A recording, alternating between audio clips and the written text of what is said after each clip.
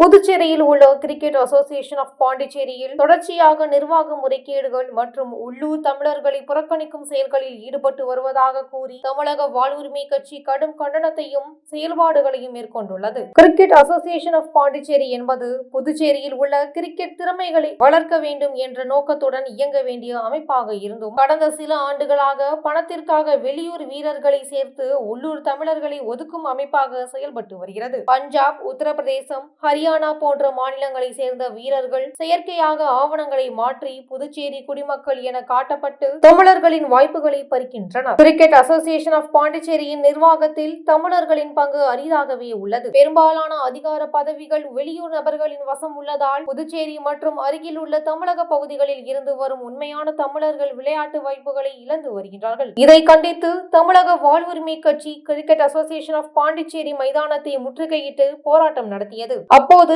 கட்சி தலைவர் தி வேல்முருகன் தமிழர்கள் தங்கள் சொந்த நிலத்தில் கூட விளையாட முடியாத நிலையை உருவாக்கி இருப்பது பெரும் அவலமாகும். கிரிக்கெட் போன்ற உலகளாவிய விளையாட்டு கூட பணத்தின் ஆதிக்கத்தால் தமிழர்களுக்கு புறக்கணிப்பு உருவாகிறது. இது வெறும் விளையாட்டு பிரச்சனை அல்ல, வாழ்க்கை உரிமை பிரச்சனை என கண்டித்தார். இது மட்டுமல்லாமல் கிரிக்கெட் அசோசியேஷன் ஆஃப் பாண்டிச்சேரியின் பிரசிடென்டான தாமோதரன் புதுச்சேரியில் உள்ள ஒரு ஏரியை சட்டவிரோதமாக ஆக்கிரமித்து அதன் மீதே கிரிக்கெட் மைதானம் கட்டியுள்ளதாகவும் தகவல் தெரிய வந்துள்ளது. இது சுற்றுச்சூழலையும் சட்டத்தையும் மீறிய செயல் என்பதுடன் அதில் பெரும் அளவில் ஊழல் இடம்பெற்றிருப்பதாகவும் கூறப்படுகிறது. இந்நிலையில் நேற்று புதுச்சேரியில் தமிழக வாழ்வுரிமை கட்சி முற்றுகை போராட்டத்தை நடத்தினர். அதில் புதுச்சேரி மக்கள் பங்கேற்று கோரிக்கைகள் முன்வைத்து தங்கள் உரிமைகளுக்காக குரல் கொடுத்தனர். தமிழர்களை புறக்கணிப்பது தொடர்பாக அரசு விசாரணை நடத்தி கிரிக்கெட் அசோசியேஷன் ஆஃப் பாண்டிச்சேரி நிர்வாகத்தில் உள்ள முறைகேடுகள், ஆக்கிரமிப்பு, ஊழல் ஆகிய அனைத்தையும் முன்வைத்து இதற்கு அரசு உரிய நடவடிக்கை எடுக்க வேண்டும் என தமிழக வாழ்வுரிமை கட்சி வலியுறுத்தியுள்ளது.